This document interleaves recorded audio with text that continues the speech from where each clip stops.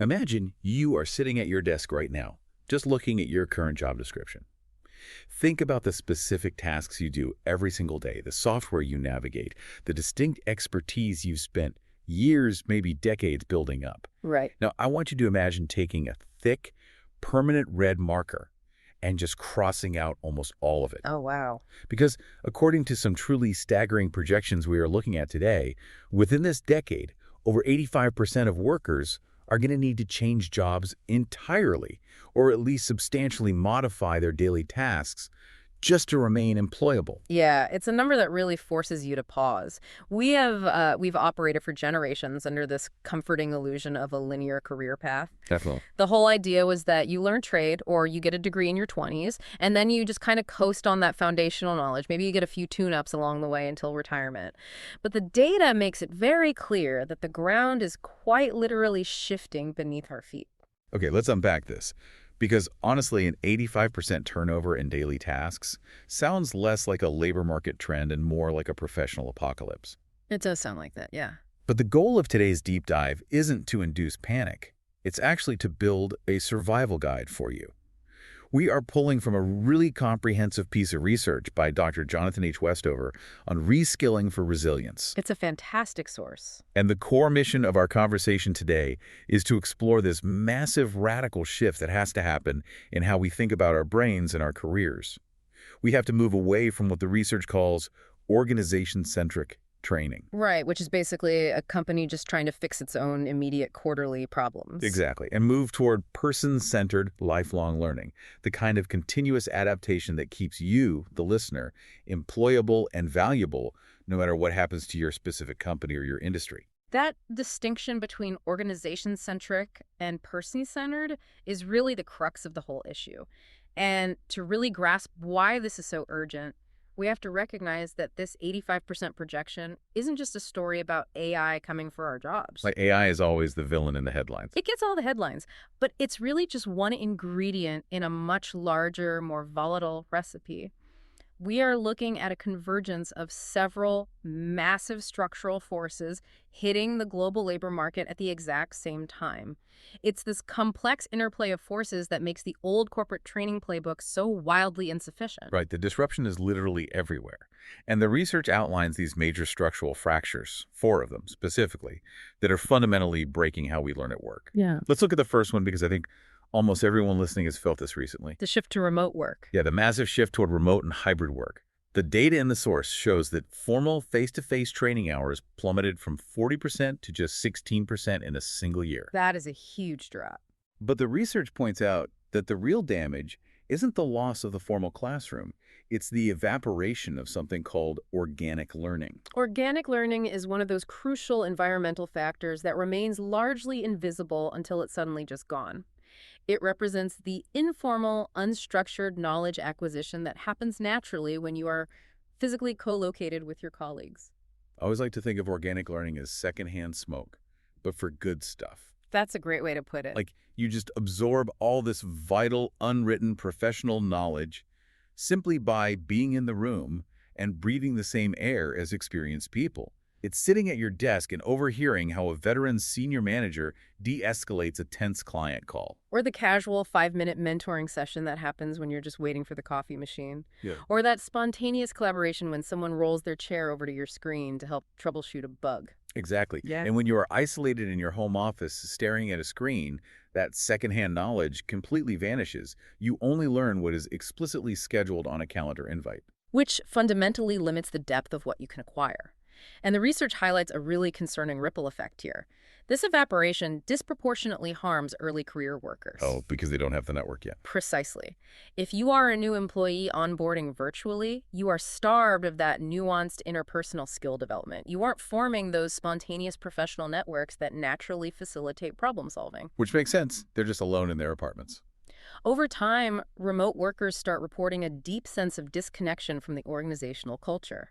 And that culture is what usually reinforces how abstract skills are actually applied on the ground. So, remote work is isolating our youngest, newest employees.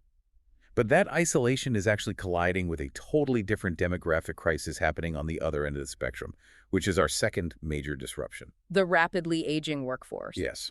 The demographics here are undeniable. By 2030, a quarter of the U.S. workforce is going to be 55 or older.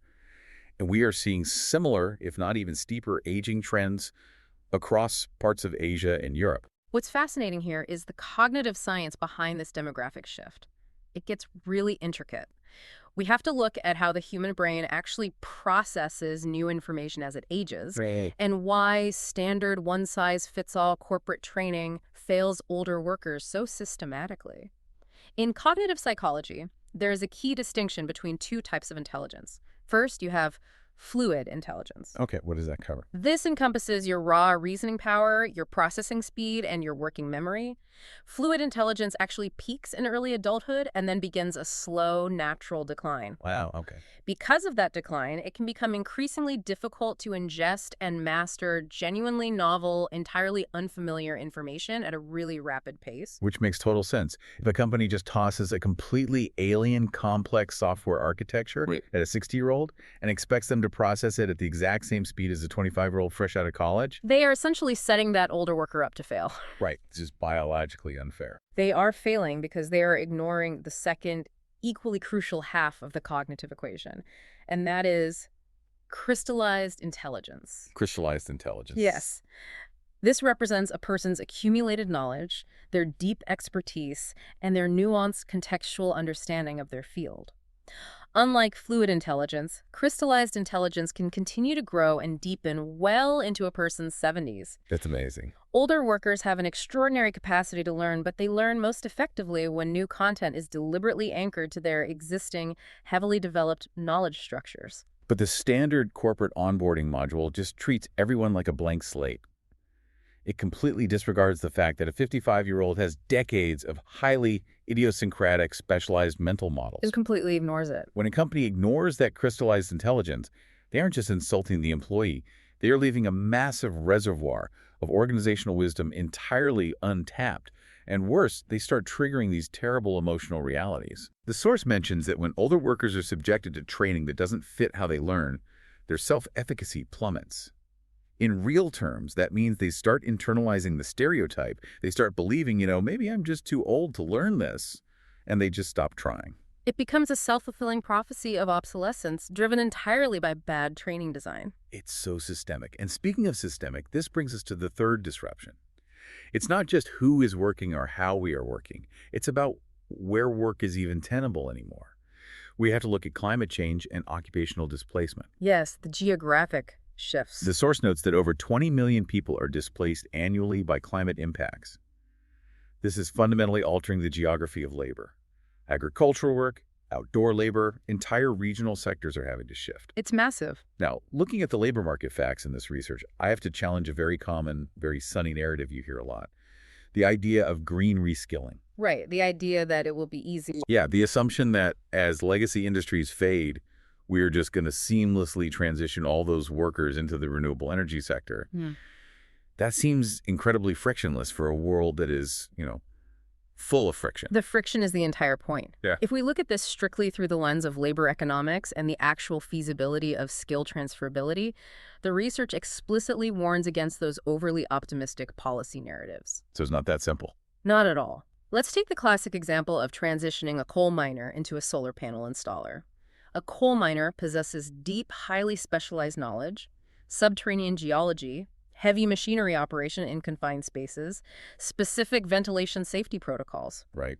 Those specific skills do not transfer neatly or automatically to the electrical engineering, surface-level installation, and photovoltaic system requirements of solar energy. Right. You can't just hand a miner a different wrench and say, go build a solar farm. It's a Yeah. completely different foundational knowledge base. Exactly. The underlying mechanics of the jobs are disparate.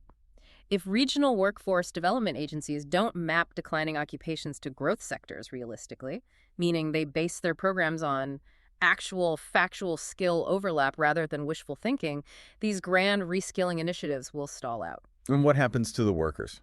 The result is that vulnerable workers are left stranded in declining regions without a realistic, bridgeable pathway to a new livelihood. Which leads right into the fourth structural fracture. And this is the one that honestly blew my mind.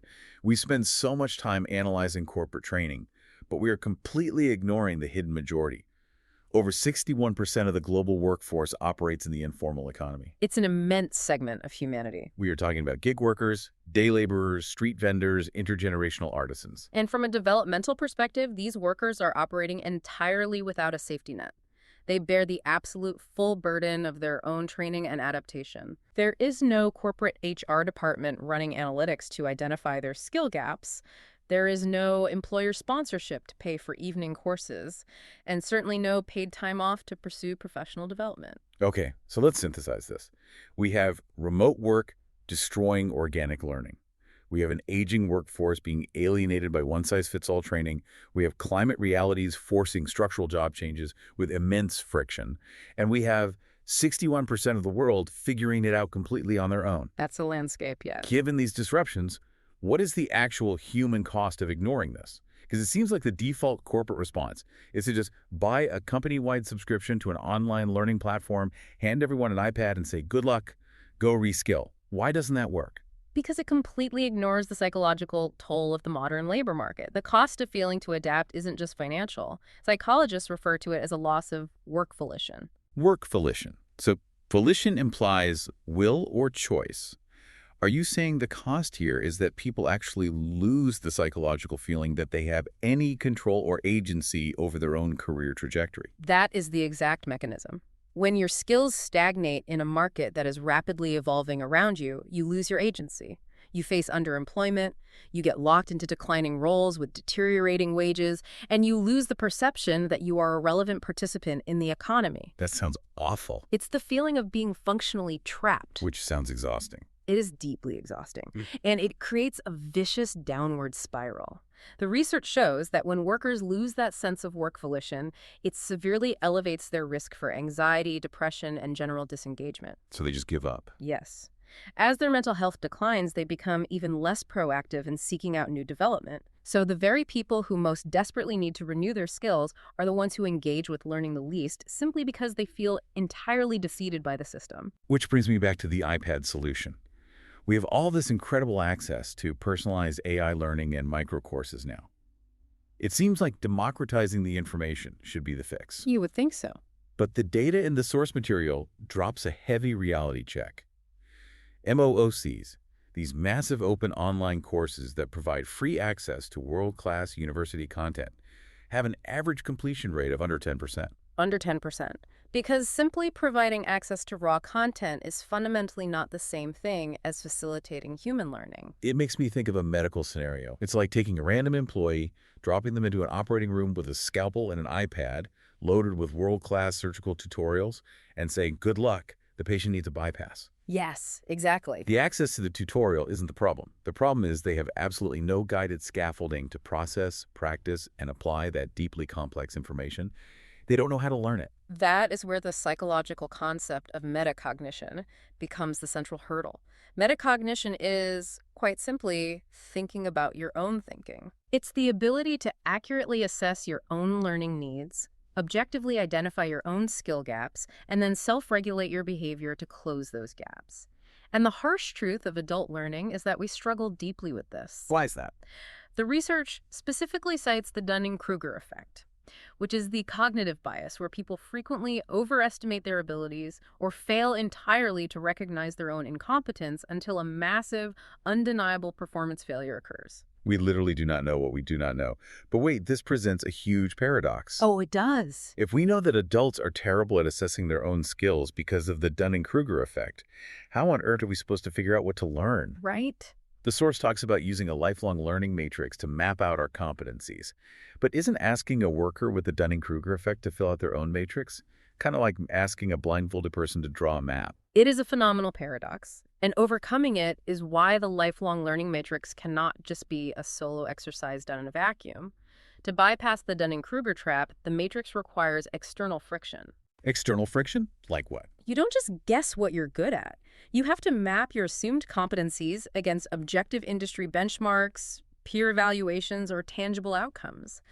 You have to actively seek out brutal, honest feedback from mentors, or use standardized assessments to validate your self-perception. So you have to test your assumptions in the real world. Exactly. Once you establish a realistic baseline, then the matrix becomes a powerful tool.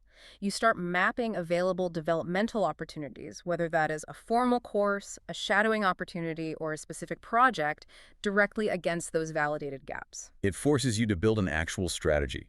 You aren't just endlessly scrolling through a corporate learning portal looking for a fun video. You are actively engineering a feedback loop and mapping your own survival plan. It teaches the actual mechanics of goal setting and self-regulation, because moving to person-centered learning requires the worker to deeply understand their own cognitive machinery. Okay, I want to take this out of the digital realm entirely. Sure. If self-guided online courses aren't the magic bullet, how do people actually acquire deep, usable, complex skills out there in the real world? They craft them. Here's where it gets really interesting. The research gets incredibly practical with the concept of job crafting. Give me the mechanics of this. How does a regular person just change their job description to learn new things without getting fired? Job crafting is a brilliant mechanism for experiential, on-the-ground learning.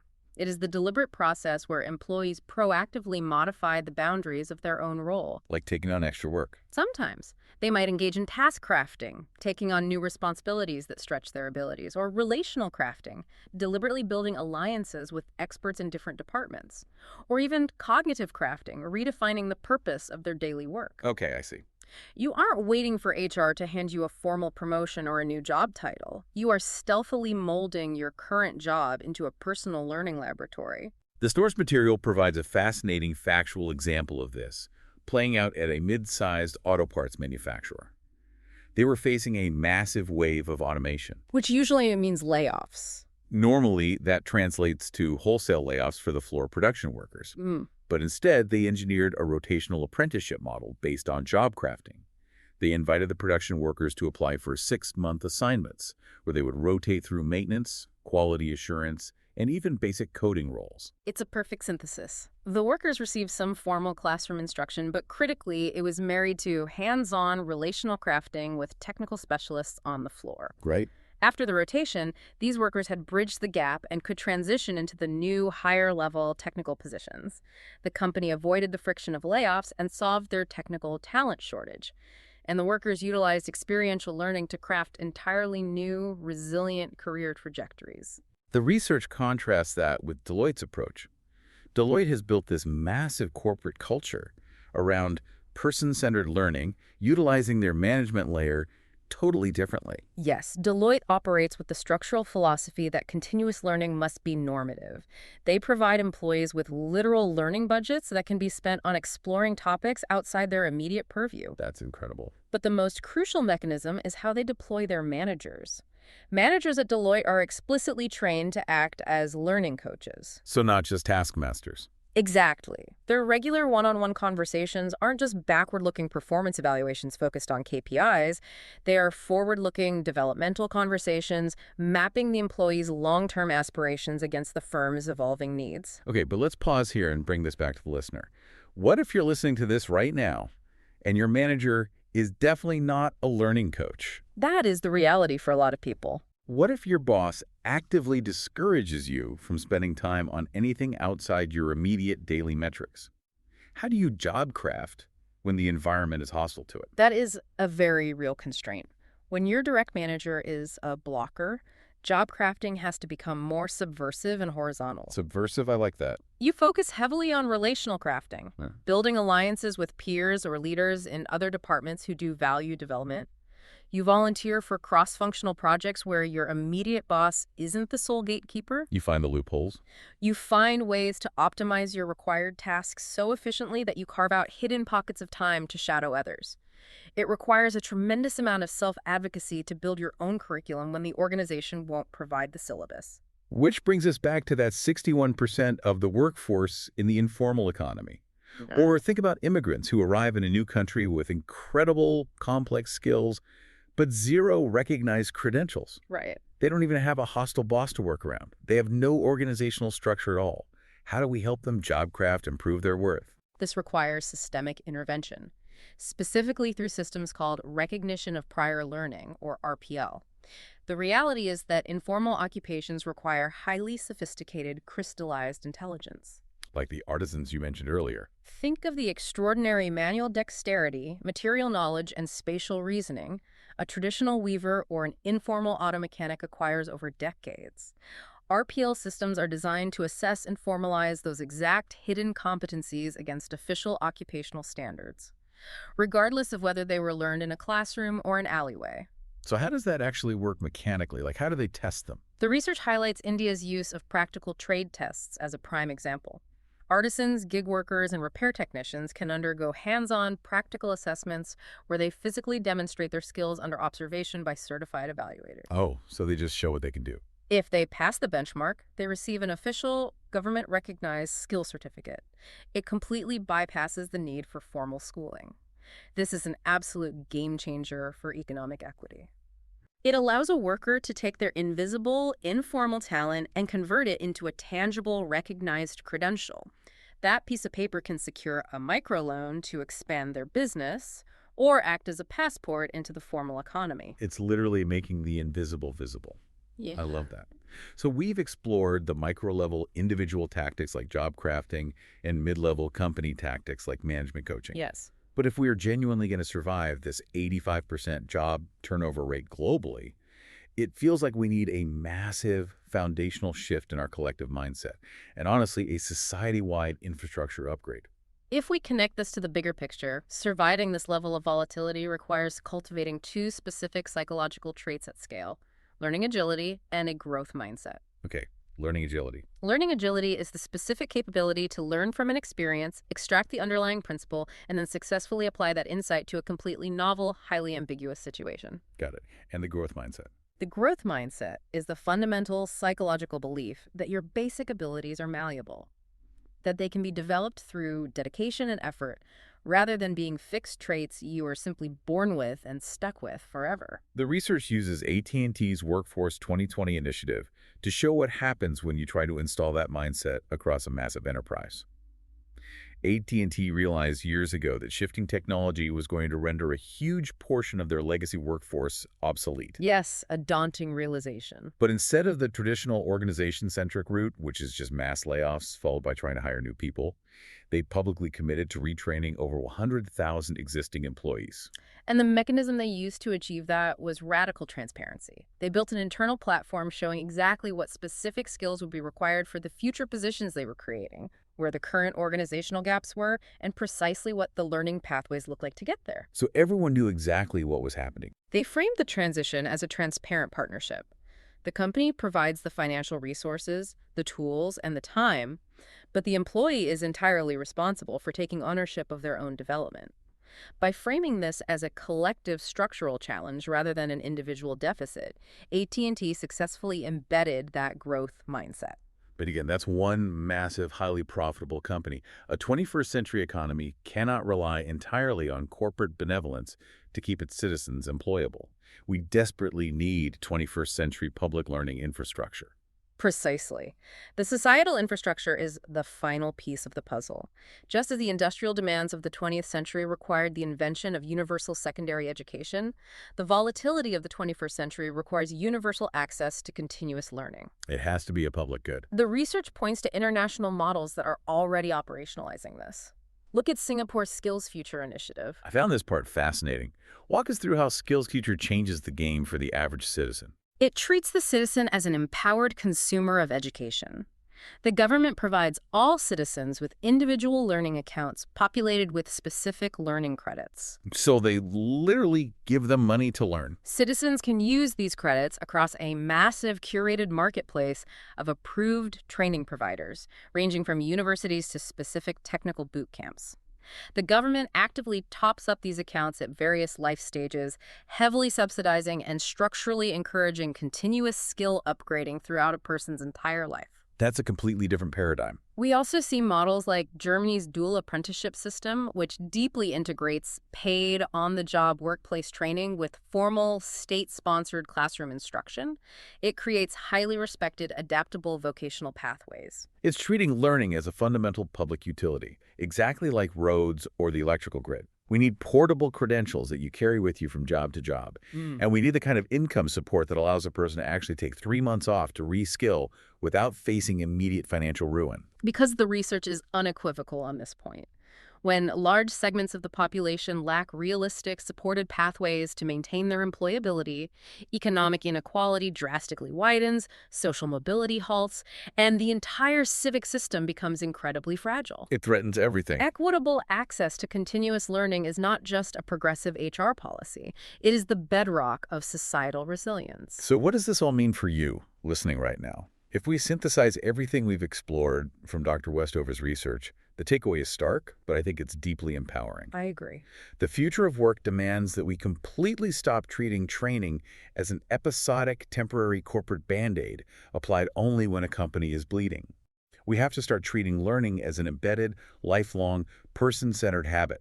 Continuous adaptation. While governments and massive organizations absolutely need to step up and build the macro infrastructure, your own work volition, your agency, your freedom to choose your path ultimately depends heavily on you.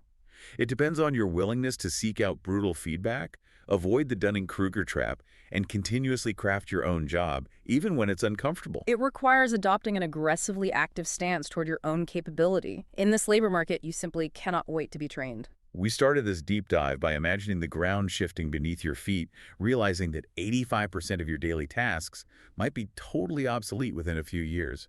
That is a terrifying statistic if you are standing still. But you don't have to stand still. Exactly. If you are already moving, if you are actively mapping your matrix and continuously learning, it's not an apocalypse at all. It's just a new landscape. And that brings us to a final, vital question to consider as you navigate that shifting landscape. In a world where specialized, highly technical skills can become obsolete almost overnight due to AI or shifting global markets, what is the one deeply human, highly transferable meta skill you possess that absolutely cannot be automated? And more importantly, what specific steps are you taking today to proactively craft your job around it?